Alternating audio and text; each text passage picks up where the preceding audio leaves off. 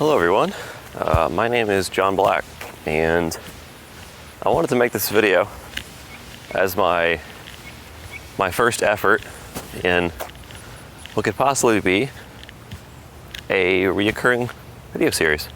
It's called Walk and Talks. It's where I walk and I talk, and well, hopefully you listen, but maybe you navigate away or hit that X button, whatever, and move to another video. And that's fine too.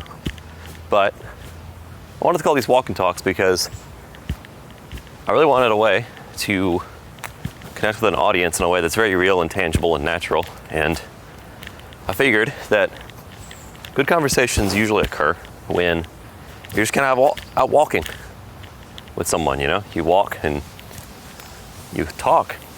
That's pretty much how it is.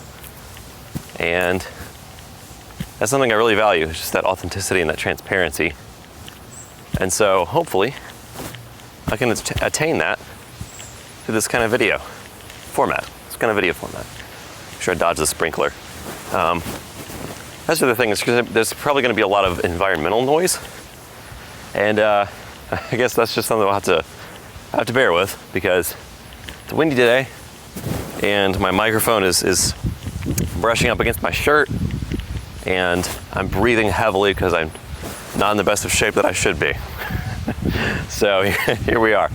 I don't know, at least my hair looks good today though. All right. So I thought I'd talk about, well, the very fact of walking in general. I guess it's an appropriate theme, if nothing else. Because I remember I didn't start walking until quarantine happened, and I think that's probably true for a lot of people. I think the statement, I didn't start doing X until quarantine, is going to be an oft repeated phrase from now henceforth, if you know what I mean.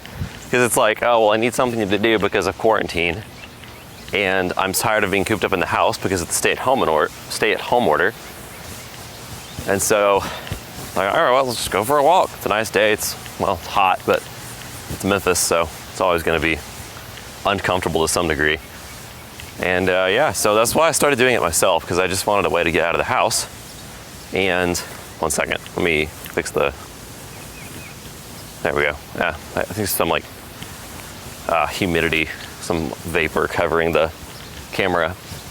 But I wanted a way to get out. And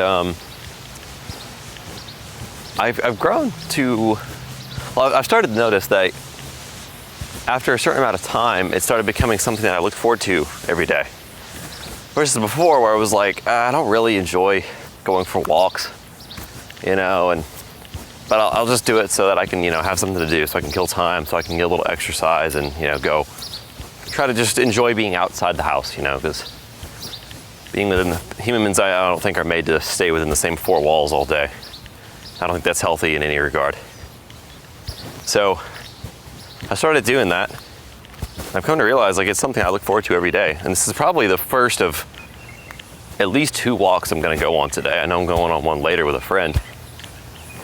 And it's something I look forward to. And so it made me think about maybe the more that you do something, the more that you will grow to like it. And I think that's true. I think that's the case for a lot of people. And I know that's not something that's super revolutionary by any means, but I think we forget it oftentimes because we don't enjoy doing something, and so we don't do it.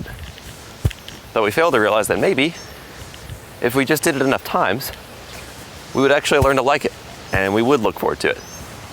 And I think this experience has taught me that I can do a lot more than I think, at least in regards to things that I know I should do but don't want to, such as working out in general, or I don't know, practicing a certain skill every day that maybe I enjoy but I just don't want to practice every day, things that require you to put forth some effort.